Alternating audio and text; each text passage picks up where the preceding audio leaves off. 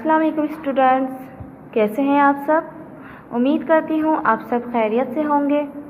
मैं हूँ आपकी उर्दू की टीचर और आज हम पढ़ेंगे नज़म जिसका नाम है मैं।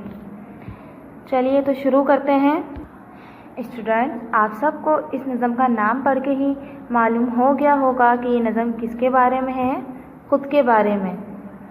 चलिए तो शुरू करते हैं स्टूडेंट। सबसे पहले आप इस नज़म को गौर से सुनेंगे और फिर बाद में मेरे साथ पढ़ेंगे।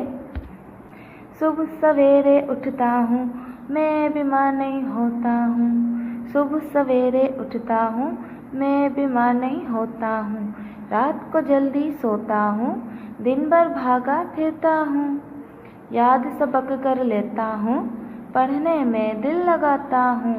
स्टूडेंट अब पढ़िए मेरे साथ। सुबह सवेरे उठता हूँ मैं बीमार नहीं होता हूँ, सुबह सवेरे उठता हूँ मैं बीमार नहीं होता हूँ, रात को जल्दी सोता हूँ दिन भर भागा फिरता हूँ, याद सबक कर लेता हूँ पढ़ने में दिल लगाता हूँ। स्टूडेंट्स, आप सब भी घर पे इस नज़म को अच्छे से याद कीजिएगा।